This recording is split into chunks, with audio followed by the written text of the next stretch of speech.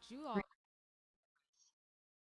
all right, which you all really were the ones who started this desire to really dig into some of the women in our scripture that we don't get to hear about. And so one of my favorite passages is here in Numbers 27, verses 1 through 11. This is a story about the daughters of Zel. Ooh, let me Zelophehad. I was practicing on the way here. Um, and so this is kind of an unknown story in some ways, but we are going to dive in. And so it begins by moving into the stories of Numbers. So we know at this point the Israelites are wandering in the wilderness. They've made their way out of Egypt, and now they're trying to find the way to the promised land. And we find this little gem in the midst of that. And so we begin by saying, Then the daughters of Zelophehad came forward. Zelophehad was son of Hepher, son of Gilead, son of Machir, son of Manasseh, of the clans of Manasseh, son of Joseph. The names of his daughters were Mahlah, Noah, Haglah, Milcah, and Tirzah. They stood before Moses, Eleazar the priest, the leaders, and all the congregation at the entrance of the tent of meeting, saying, Our father died in the wilderness. He was not among the congregation of those who gathered themselves before the Lord. He died for his own sins, and he had no sons.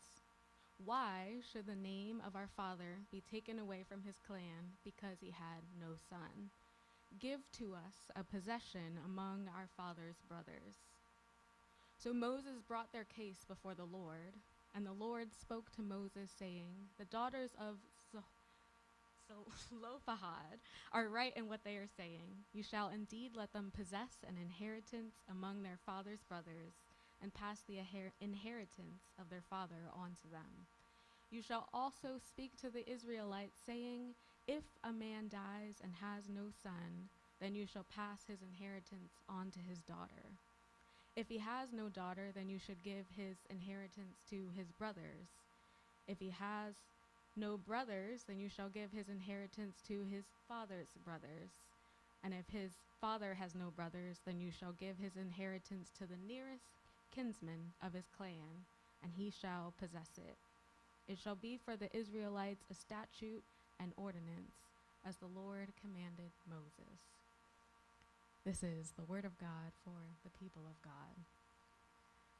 Thanks be to God. And so I have entitled this sermon, Claiming Our Space, the Legacy of Zelophehad's Daughters. And so in this chapter, we find this very short, quite amazing story that is unfortunately often overlooked. It's quite hidden within the narratives of the Bible. Growing up, I've never heard a sermon on this passage. I've never been in a Bible study on this passage. Honestly, this week it was quite difficult finding adequate research on this passage. And if you can believe it, it does not show up at all in the lectionary cycle, which is what we often use to select passages each week. It doesn't show up at all. In 3 years, that's what we cycle through, and this passage shows up nowhere. And so I thought, why not give a little justice to these women, these 5 daughters of Zelophehad. And so it's important to say their names because we know their names. And so Mahlah, Noah, Haglah, Milcah, and Tirzah are 5 of the most interesting and important women in Scripture.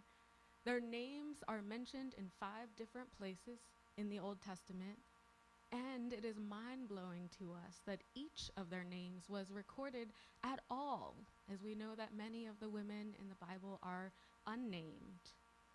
As quoted in the Womanist Midrash, there are about 1,426 personal names in the Bible, with only 111 of them women.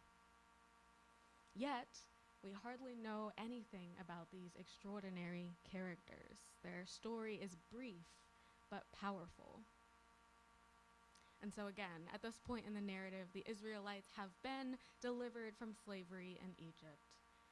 They've been able to see the miracles of God delivering them from their oppression, but they've been wandering around the wilderness for 40 years on the way to their next destination. Don't ask me why it took that long, 40 years. That's a whole other sermon. And in that period of time, an entire generation passed away along the journey. So now only the children are even going to get to see the land at all. But finally, the end is in sight, and God's people can almost taste the victory. They've arrived there. They can see Canaan. They can hear Canaan. They can smell Canaan. They can almost touch the land that has been promised to them, the land flowing with milk and honey. But before they enter into it, they've got to get some things in order. God's command for this census to happen started back in the previous chapter, which was according to what clan they were in and lineage they were in. And so the first step before they even get there is to figure out who's going to get what. How do we divide it up among the people of Israel? But really, only the men. See, because the law in Israel at the time was that only sons could inherit their father's property, and only one provision could be made. If the father's inheritance could not go to a son, then it could be passed to another man in the family. And something that I did not realize that I learned from Will Gaffney's work this week is that the disenfranchisement of women from inheriting land was actually particular to Israel at the time. They were isolated when it came to restricting women from certain public and professional roles, and they were virtually alone in excluding women for property. Nations around them were actually far ahead of them in this regard. Until one day. Most of the time, these kinds of exclusionary laws worked well for the community. They were set up for hundreds and thousands of years in order to keep things orderly in a predictable fashion. And usually it served a purpose and people followed along without question or challenge. Until one day, the daughters of Zelophehad stepped onto the scene. We do not know much about Zelophehad himself, except that he died at some point in that 40 years, wandering around the wilderness. Again, don't ask me why it took that long. We also know he only had 5 daughters and no sons, which meant that he had no heir, no claim to this land that they had arrived to. And so, as we are reminded, Mahlah, Noah, Hoglah, Milcah, and Tirzah were excluded from the census completely because they had no men. Their father was dead, they were unmarried, and they had no brothers.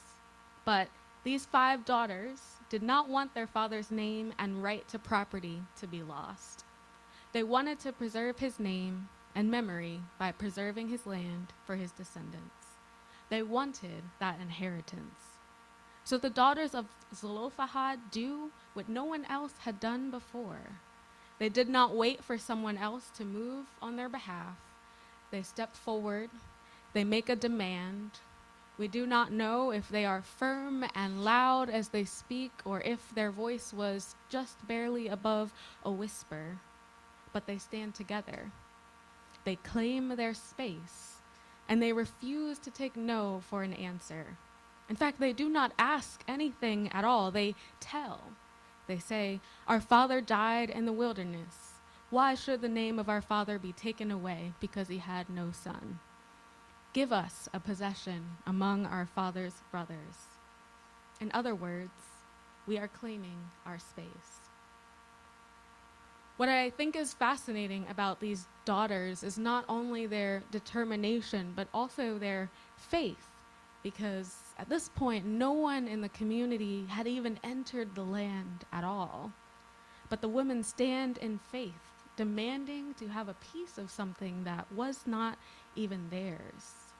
They trust that it's going to happen. They demand to have a piece of it as if it has already been entered. Perhaps even more than the men around them, they believe that God is going to do what God said God would do. The daughters could have easily been dismissed as selfish and greedy, or criticized for not knowing their place, or even punished for challenging authority. It would have been better to hold back or keep quiet. And so in the situation, one has to wonder, what makes someone have this kind of faith when everything is working against you? How do you hope when you are surrounded by strong-willed men and long-held tradition? What is it that makes someone determined to do something that has never been done before?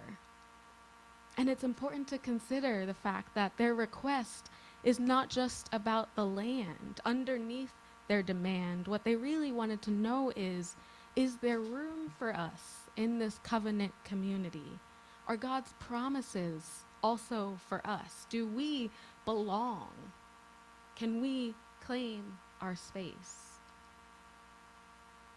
By all accounts, this was a lost cause. The answer was no before they even started. With all the odds stacked against them, this was an extraordinary act of courage and determination. One author wrote it best, that this coming forward to make a request was not a casual or safe action. Questioning authority could be dangerous. The women did not quietly and apologetically go to Moses in private and beg for a favor. In fact, it says they came to the entrance of the tent, which is where people worshiped. They weren't even speaking to Moses alone, but they presented themselves bravely before God, the priests, the leaders, and even the entire congregation of Israel, which could have been an endless number of people. This must have been quite the sight to behold. Several women standing tall among men at all, but also telling the men what to do. A radical move indeed. One colleague noted that he would have loved to see Moses' face as these women came forward. After all, Moses, our friend, was fairly used to seeing miracles at this point. He was used to solving disputes among people. He was used to mediating complaints and arguments between people, but this was beyond anything that he had ever seen before. I imagine him speechless for a moment, blinking slowly, mouth hung open, not even sure this is really happening. And he had every reason in the world to shut them down right away, or worse. But he does the right thing. He takes the matter to God. And then, of course, God answers with a resounding yes. The daughter's desire for justice and belonging was heard and validated. In verse 7, God answers by saying, "The daughters of Zelophehad are right in what they are asking. You shall indeed let them possess an inheritance among their father's brothers and pass the inheritance of their father to them." And that it's very interesting that Hebrew word right also means yes. It also means correct, honest, and righteous. Though others are called righteous in the scripture, this particular word is not used for anyone else in our stories. And what's more, in the end, God introduces a new law, a new ordinance to be followed for the community and everyone else who would follow after them. Artist Lauren Pittman, who actually painted the photo that I added in the email yesterday, she wrote this about this passage. The old law was no longer suitable, so God made a change. Though the laws were most likely carved into stone, literally, God shows us in this text that the law is living, breathing, adaptable, and changing. This text invites us to come forward, to stand, to speak, to question, and demand change when we experience injustice. When the powers in place don't budge, that is not the end of the story. And that is quite an amazing affirmation for each of these daughters who risked it all to do what had never been done. Growing up as a kid, I was often amazed when my mother would claim her space in various ways. In fact, sometimes it was embarrassing, like in small ways. Why are we going back through this drive-thru? Because you want them to fix your order. Why can't we just let it go? Why can't we just call? But in other ways, it was quite a sight to behold. In bigger ways, as a Black woman from North Philadelphia, she was often in situations where she had to be the first one or the only one representing herself, whether it was applying to school and college and graduate school for the first time, owning her own home, being one of the few Black women in her workspace. At times, the odds were stacked against her, whether it was because of where she was from, the fact that she was divorced, or that she happened to be both Black and a woman.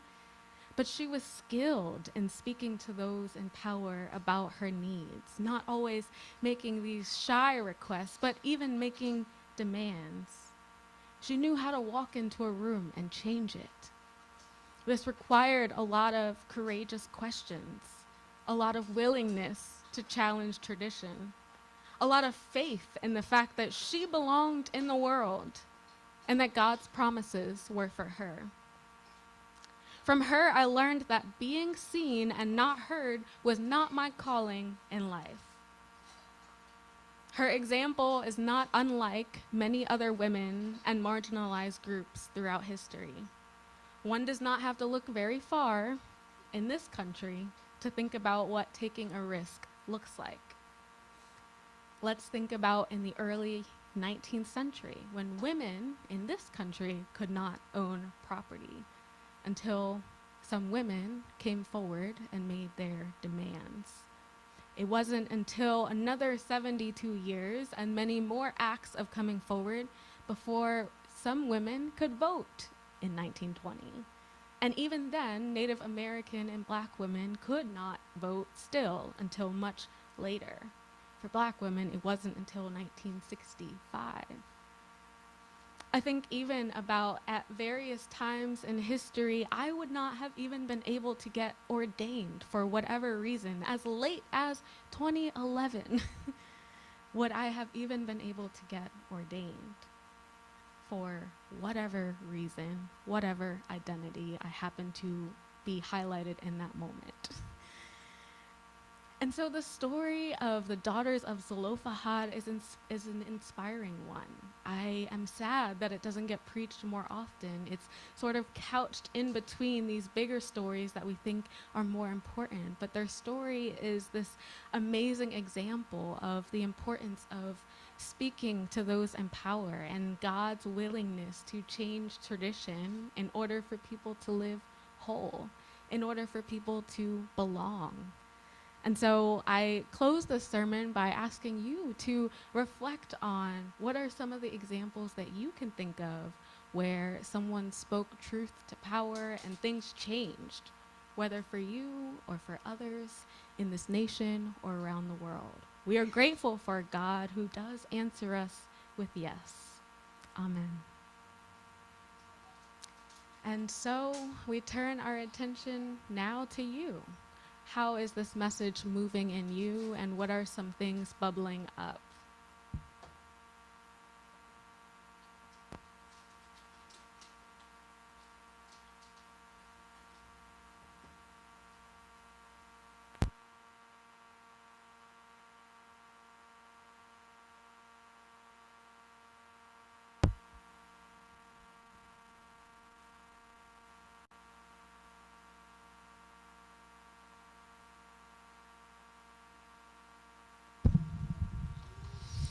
It is still unbelievable to me that Black women didn't have a vote until 1965. I was 25 years old and was never aware of that. I probably was 50 before I ever became aware of that fact. So does it surprise me that these women are not talked about in the Bible? No, it doesn't surprise me one bit. Um, it's our history. It's our history repeating itself over and over and over again. And I remember I forget what year it was, but probably in the 70s, we had an Alice Doesn't Day at work. Does anybody remember that Alice Doesn't Day? No, I guess not. But Oh my goodness. we actually wore armbands that said Alice Doesn't, and all the women's secretaries this was at DuPont at Edgemore, wore those armbands and refused to make coffee. Just refused to make coffee. We didn't make coffee anymore. We weren't going to do some of the things that the men had already had assigned to us. Right. And when you look back in women's lives, we were caretakers. We were taking care of the kids. We were taking care of our husbands. We were in the house cooking. Thank God that women have risen above that. Yeah. Thank God. But I look today and think we're going right back sometimes in so many ways that men, white men, are pushing us right back to where we were 50, 60 years ago. But it's true that we don't know half of the things about what happened in the Bible with women because nobody talks about them. Right. So thank you for talking about them, for bringing this here to us today. Yeah, thank you. Yeah, it's true. I mean, it's a shame that even the names we do know, we don't know. And some of the names that we know the most are usually talked about in particular ways. They're the ones who are the tempters, they're wicked, they're sexually, deviant, whatever. Those are the things we know about them. We don't know the other side often. And so, yeah, it's an important part of our work to really dignify those women. Just thank you so, so much, Brooke. That was, I have to admit, I had never heard that story before. And so what went through my mind, and it's funny, Judy, when she started talking, it just emphasized it, is why it's so important to know the voice that's telling the story. And now that we have Black theology, womenist theology, feminist theology, before this, who were the interpreters? It was always the men. And the men interpreted what, they liked, or, lifted them up, or just was what, was meaningful to them. And in fact, even in what you just said about, I heard a lot of negative things like sexual and, this and that. Whose eyes and mouths and hearts even are those kinds of things coming from? So it's like, I'm going to use this term, a reinterpretation is what is called for and what you're helping to do. And so thank you very much. It's very important. Thank you. Yeah. A reinterpretation. I like that. Yeah.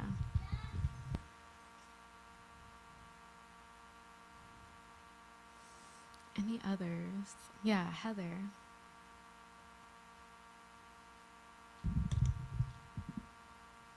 It is, all of the fact that it was documented is very interesting. It's also interesting that Moses or any of his head honchos with him didn't say, oh, that's ridiculous. I mean, he still took it to God. He could have been like, off with you. You guys shouldn't even be speaking. I mean, there's so many things that also the leaders of the time listened. Right. And didn't dismiss. Yeah. So that's pretty amazing. Yeah. Though the thing that was interesting, as you were reading the change in the proclamation or whatever, and I kept thinking, oh, so she's going to say if there's no brother, then it would be the sister, you know, and it didn't go there. It only went the first generation with the women, but it didn't open other doors, you know. But again, it was still a major change, but I was like, oh, that's sort of disappointing. Yeah. It did eventually get down to anyone related, but it took a while. It took a while, and you had to read to the bottom. So, so you're right. Yeah. Yeah. It's very interesting. You know, part of the injustice of the story not being told is that Moses did listen, and he was an example of a man who humbled himself in that moment. He could have done so many things to them and been justified in doing so, dismissing them, punishing them, whatever. He could have done that and it be legal. And taking it to God and even considering it is very important. And that's often not an example of faith that we're given, is what does it look like for a man to make that space? It's really powerful. Mm-hmm. Yes, thanks again, Brooke, for this revelation. It seems to me there often are people who are not allowed to speak. I grew up in a time when children were to be seen but not heard.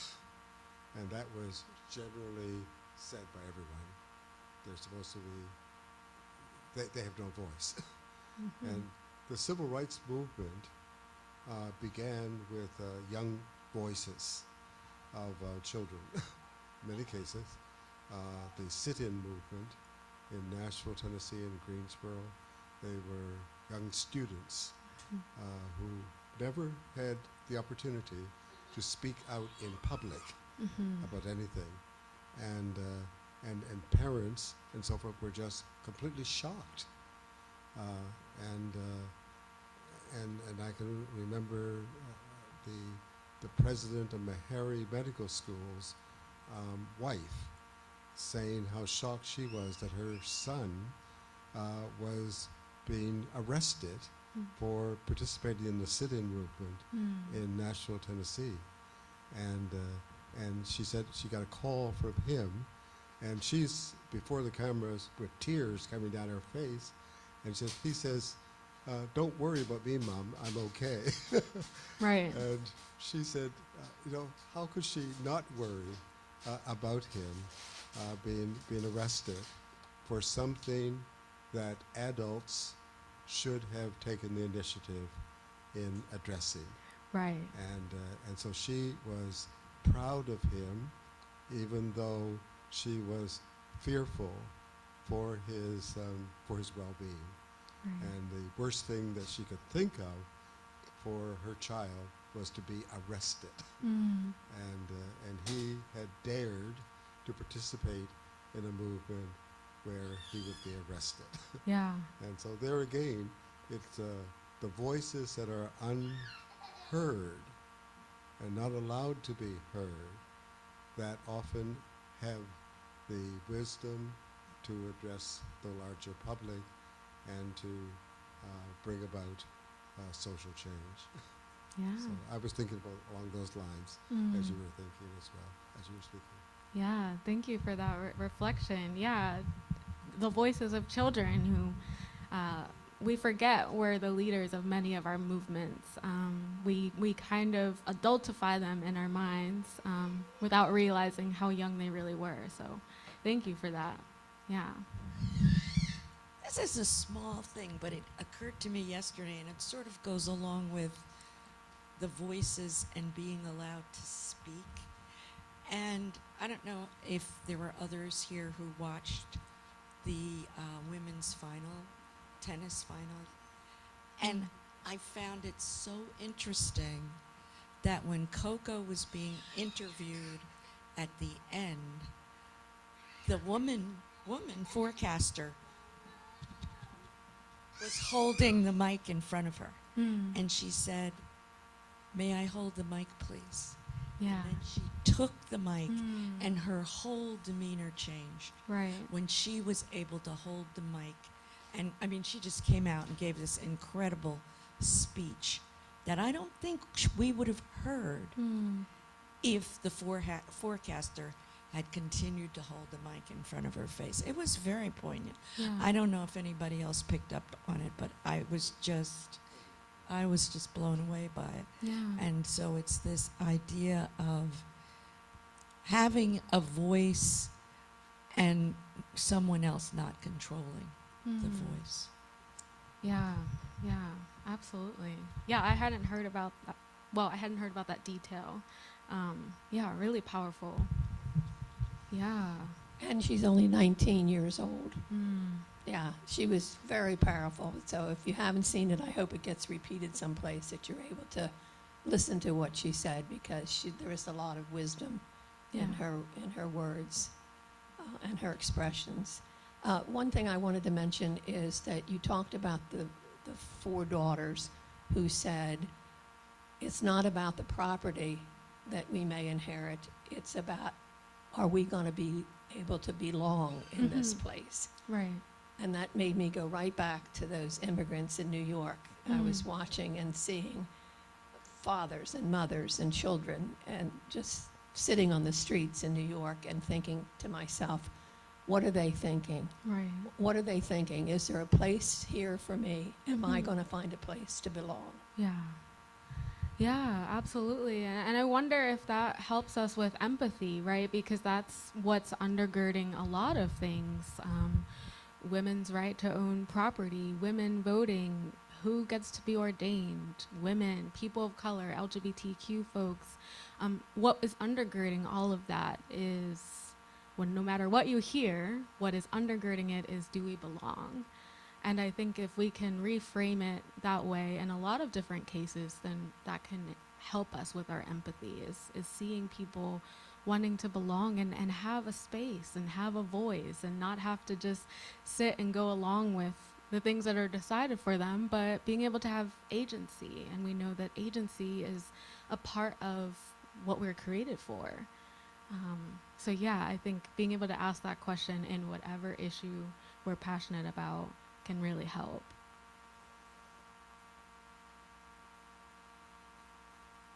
Any other reflections?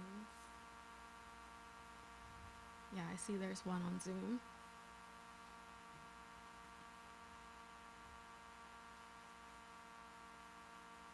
Okay, Jasmine again says, I'm moved to think of the phrase breaking generational curses and how popular it has become. However, the concept is far from new, changes the way of the world, and my new favorite phrase is, no one grows in comfortable spaces. I both love and dislike the thought of how equality has such a long history. Yeah, thank you for that. Really profound reflection as well. Yeah, these are stories that are difficult, and knowing the history behind them as well as our own history is difficult. And at the same time, maybe we see that as our inheritance, ways that we can both receive it and contribute to it, can be a source of power as well.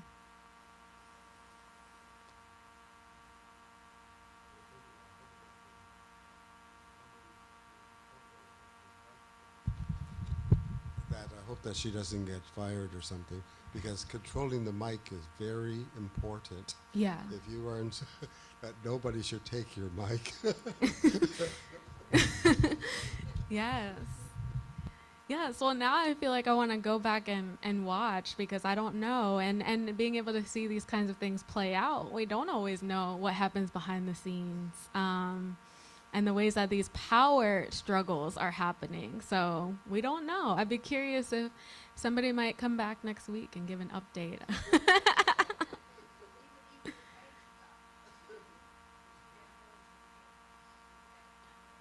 Mm-hmm. Mm.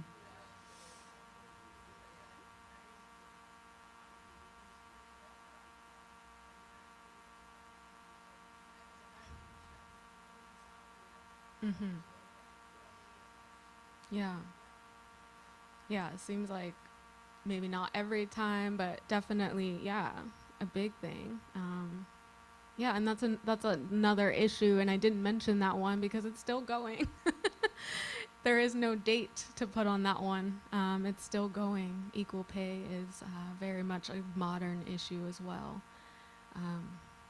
But yeah, wondering if there are any other thoughts that bubble up about this story as it relates to our lives, as it relates to the life of our friends in the Bible.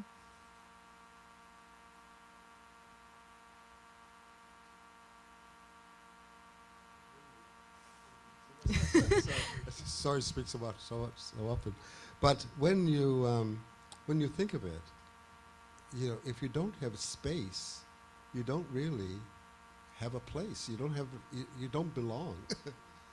and if the space, the land, is owned by men, and only men, and women have no right to it, then if there's no man there, the women don't belong. Right. And that was such a serious matter that they were addressing. It wasn't simply a selfish matter. It was a matter, I would say, an ontological matter. It's a matter pertaining to the being Yeah. itself. What's going to happen to us, women, Right. if we don't inherit some land? Right. Right. We're going to fall off the face of the earth, kind of thing. Right. Right. Yeah, there weren't, many options. Yeah, that's what you would have to do. And that actually, I mentioned that their names are mentioned a couple other times in the Old Testament. That does come up later, is this question of marriage and how that affects all of this. But yeah, there really weren't options. So you're exactly right. Yeah, and I like that you make it this ontological question. It's about who they were and their being and their existence and all of these things. It's not just about an issue or a controversy. It's about their beingness and what that means for their life in the community, their future.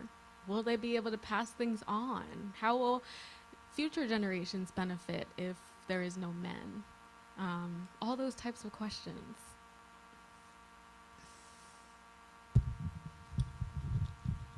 I was thinking about an old saying, you never know, or women are like a tea bag. You never know how strong they are until they're in hot water. Those 5 daughters were in a lot of hot water. Yeah. It's very fortunate that we are able to hear about them, remember what they did, and remember their first steps into a much bigger movement that took way too long to happen Yeah. and is still not completely done. Right. Right. Yeah, absolutely. I am humbled by getting to tell their story and stumble through their names. But I'm grateful that I have names to stumble through. Like, that is a blessing. And that we know them, that we can record them, and that we can see ourselves as part of what they started. Right. Somebody recorded it. Yeah. It's powerful. It's remarkable. In the Old Testament, but in the Bible at all, it's remarkable. And Jewish people have spent a lot more time on this story, I think, than Christians, and it's a shame.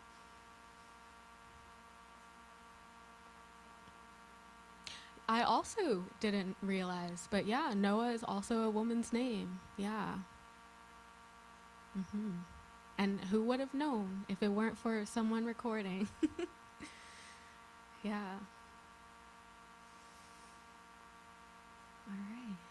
I'm gonna make sure I didn't miss anyone else. All righty. Well, thank you so much for this conversation. I pray that the life of the daughters of Zelophehad continue to bless you. And if you get a second, let's also try and know them by name. And so if you have a Bible at home and you want to go and highlight their names so that we don't also do a further injustice by just saying Zelophehad's daughters, right? They each have names. And I feel blessed to be able to preach about them, and it may be good for us all to know them as well. But thank you, and I pray that this is a blessing for you as you think about today's issues as well. And so we'll move now to our next song.